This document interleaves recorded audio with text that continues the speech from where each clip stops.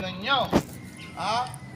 Oh, ngayon kung ayaw nyo naman ng ganun na sumabay sa mga arawan, sabi nyo seriously, sabi nyo seriously, ayaw ko yung mga ganun na yung patakaran na sinasabi ni Sikli, ayaw namin.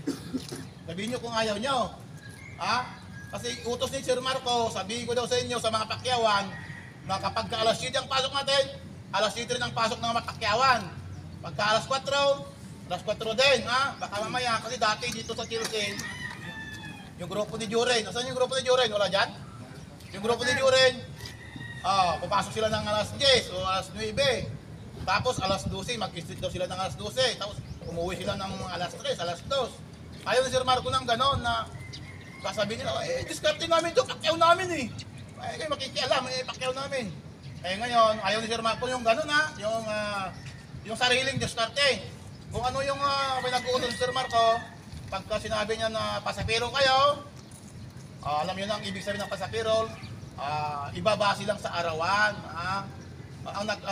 Bahala na yung contractor niyo dyan, katulad yung pinaka-foreman na maala, bahala na silang dumiskarte doon na kung paano niya papatakbuhin yung kontrata niya na hindi malugi.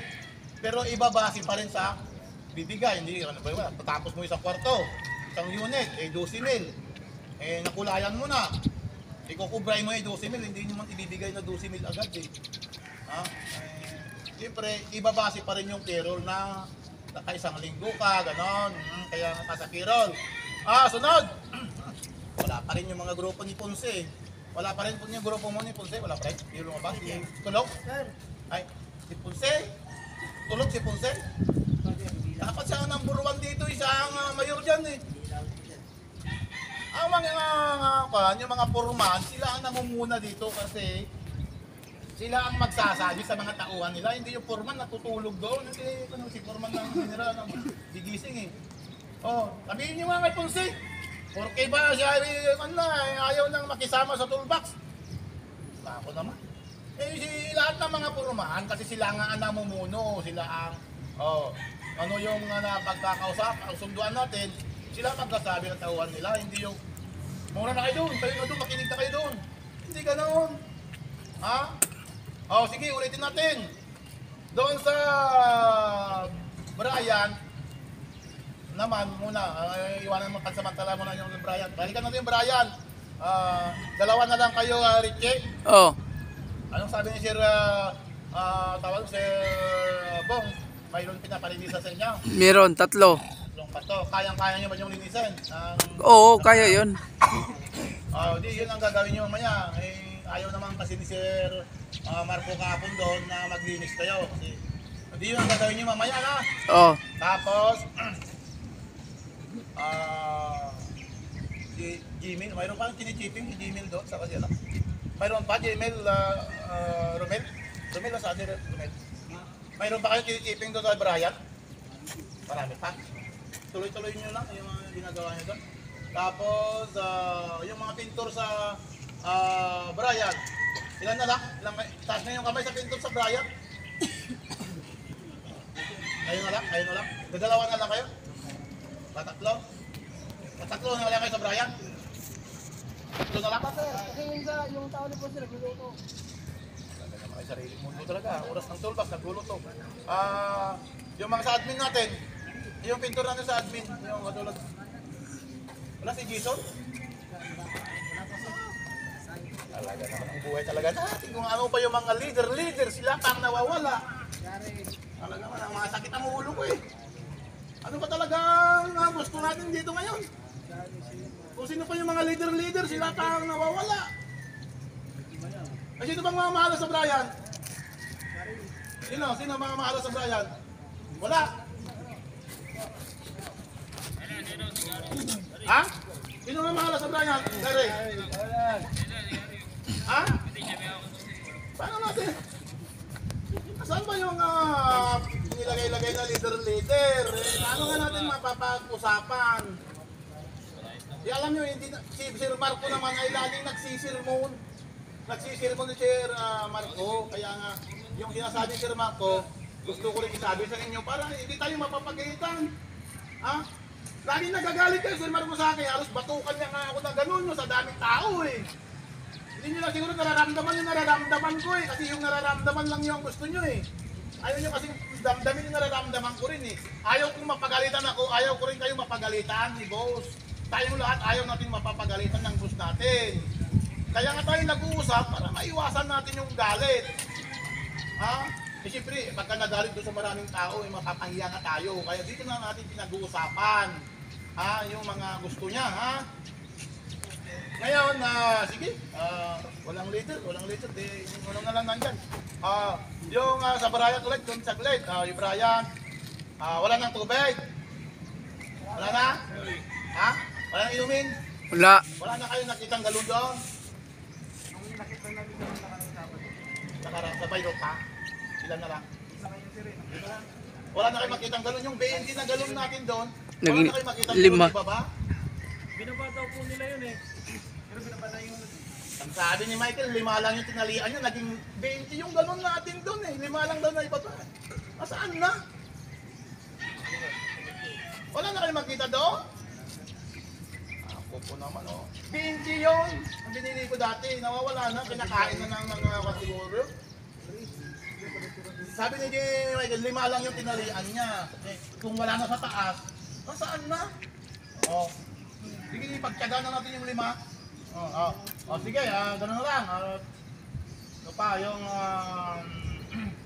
tignan nyo na pagka wala ako doon, tignan nyo ngayon nagsasaksak. Ano?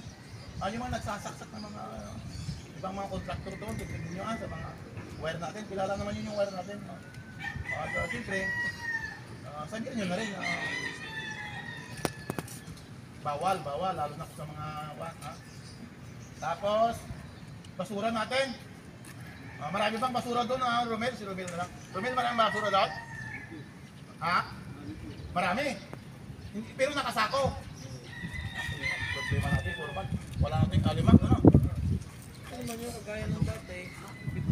Bababa. Gaano karami yun, Romel? Kayang-kayang bitbitin ba yun? Ha? Romel, mga bundok na ba? Romel? Marami?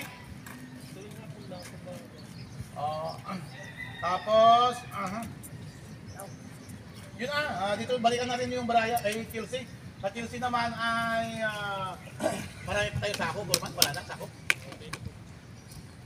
Pabili tayo nga ulit kasi yung pa rin ang gusto ni Sir Marco, yung palaging malinis yung Chelsea, palaging malinis kasi nga madalas na dyan yung mga Mega World. Pagka nakita nyo na madumi, walisan nyo. Walisan nyo. Kapag marami na yung tumbok na yung natiping, marami na, tigil nyo muna kasi sako. Kasi ayaw ni Sir Marco na nakatambakan tayo ng basura doon, ay kailangan nakasako. Tapos yung tubig, pagka halimbawa limutan ni Foreman, huwag nyo pabayaan nakabukas yung tubig natin, baka umakaw Pag umakaw yun, umagos doon sa baba. Yung gripo natin doon, pagkalimbawa na limutan ni Foreman na isarado, kung sino sa inyo yung makakaisip, makakaalala na nakabukas, ay sarado nyo mga kaibigan kasi yun ay malaki problema yun pag bumaha doon. Tapos, yung Chelsea. Yung Chelsea, iyakat ba yung tubig? Foreman, nakuha nyo? Dito Chelsea. Walo. Naikat pala nyo kahapon. Wala. Agtay! Sa inyo iakit kahapon eh. Andun na sa hagdanan na. Baka sino nang bumitbit? Baka naman sinabi sa Anong wala? Tay, Baba. Dalawa. Iakyat. Sabi mo ibaba namin. Sabi ko na mag-alas 12, kunin yung container, sabi nyo mamaya na. Kung sino ang nag-akyat doon Sige, baka nandun pa yung tubig. Pero yun lang ako. Sino naman nasa baba? Di ba kami kapibig? Kaya nga, sinabi ko ba sa inyo, iakit na kahapon ng walo. Sige, baka nandun pa. Daanan nyo na lang Di ba dito sa hagdanan? Di ba galing ka sa dito? Nandito lang sa gilid ng hagdanan baka nandun pa. Baka hindi naman nila kinuha yung mga babait. Tapos, ano pa? Yung waterproofing. Doon pa rin kayo? John, balik kayo sa Brian. Ano pa yung ating gagawin? Yung mga nagbabalak sa likod? Mga kaibigan, yung mga nagbabalak sa likod, naririnig ba ako? Guguluhin ko muna yung utak ko. Ha? Yung mga nagbabalak sa likod, mga kaibigan, nakikiusap ako yung mga nagbabalak sa likod, yung upos ng sigarilyo, huwag yun ng italat, bawal magsigarilyo dito sa bara. Eh, pinawalisan naman nila ng umaga. Pinawalisan na nila. Oo nga, yan sa papaalala nga Kasi maganda kung may naglilinis, pero nagpapaalaala nga ako na huwag nyo lang ipitik ng ipitik. Ha? Kasi nung nakaraan nakita ko ang dami. Ang dami nung nakaraan. Kaya paalaala, huwag nyo lang ipitik ng ipitik yung upos nyo. Di ba po? Paglagay kaya kayo ng lata na lang doon para mayroon kayong pagpakasyutan yung lata. Yung ipitik-pitik doon kung saan-saan. Ha? Mga kaibigan, bawal kasi magsigarilyo doon sa barak, saka doon. Noong nag-walk through kami, ayaw ni Mega World na may nakikita siyang upos kahit isa. O, yun ang, kaya nga si Michael Saberdes, yun ang pinaglinis namin noong nag-walk through. Kasi nga ayaw ni Mega World na may makikita upos sa barracks. Ayaw niya. Kasi iniiwasan niya magkaroon ng sunog. Mga kaibigan. Tapos pangalawa, yung mga saksakan nyo, yung saksakan ng mga tawag doon, yung mga electric fan nyo, bunutin nyo kaya para mag-iinit yun. Kahit hindi maandar, mag-iinit yun. Lalo kung maliit yung wire, bunutin nyo bago kayo umalis yung mga saksakan ng electric fan nyo para maiwasan natin yung sunog. Kahit yung mga rice cooker nyo, yung mga lutuan nyo, itik nyo, baka nakasaksak para maiwasan natin yung sunog. Tapos, yung mga materialis natin, saka halimbawa, doon sa Brian, kaibigan, narinig niyo ba ako? Alba, narinig mo ako? Narinig mo? Ganito, paalaala lang din sa lapang lahatan, yung mga gamit na ginagamit natin na katulad ng ilaw. Yung mga ilaw pa ng company natin, ilaw, na ginagamit din ninyo. Pagka halimbawa uwian na, alam naman yun kung sino yung gumamit ng ilaw Kinigpit nyo? Pwede ba yan? Kinigpit nyo yung halimbawa ilaw, ginamit nyo. Kung sino yung gumamit ng ilaw, kinigpit nyo. Dalhin doon sa kwarto na mayroong adla. Huwag yung iiwan. Kasi noong nakaraan, nag-ikot ko yung mga isang bungkos na masking tape nandun sa CR, nakatiwangwang. Siyempre pagka nakita ng mga ibang tao yun, matutokso. Kukunin nyo yung mga masking tape nandoon lang sa CR na wala namang pinto. Ganon. Yung mga ilaw, nagkalat lang naman din doon. Yung extension, pag uwi ng hapon yung extension, nandoon lang din. Kalat. Kaya nga tayo nagpapaalaala, yung ginamit nyo, extension, ilaw, at kahit yung mga ginagamit nyo mga pintura, mga masking tape, basahan, nandun din, nakita ko, nagkalat, basahan, nandun sa may kwarto, ay CR na kabukas.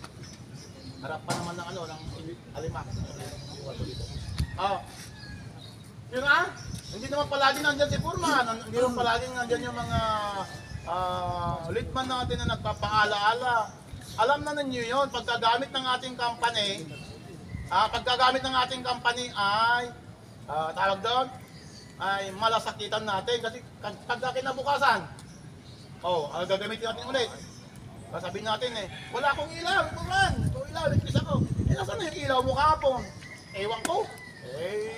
Iwan ko dyan kahapon wala na. Hindi natin yung bahay. Yung bahay natin, iwanan naman, sinilas mo doon, walang kukuha. Dito, maraming sari-sari ang tao. Doon, iwanan mo ang asawa mo sa bahay mo, nandun pa rin yung asawa mo. Pero dito, iwanan mo dito, baka marami pang dyan, matukso. Parang ganun din yun. Dito kasi sa construction, sari-sari yung maisip ng tao kasi doon nga sa kulungan na preso, pati lalaki, titirahin sa puwit, lagyan lang ng petroleum jelly. Yung kaya pag-aari natin dyan, iwasan natin kasi nga maraming mga tukso, natutukso yung mga iba. Yung galon na lang natin 20, natukso yung iba, nasaan na? Lilima na lang. Ayun na. Ay maraming nag-i-interest kahit maliliit na bagay lang. Mga kaibigan, naintindihan mo yung paalala ko? Kaibigan? Ganun lang kaibigan Yung aking mga sinasabi, huwag niyong mamasamahin kahit na ganito lang yung busis ko. Ang hangad ko kasi, hindi tayo mapapagalitan ni Boss.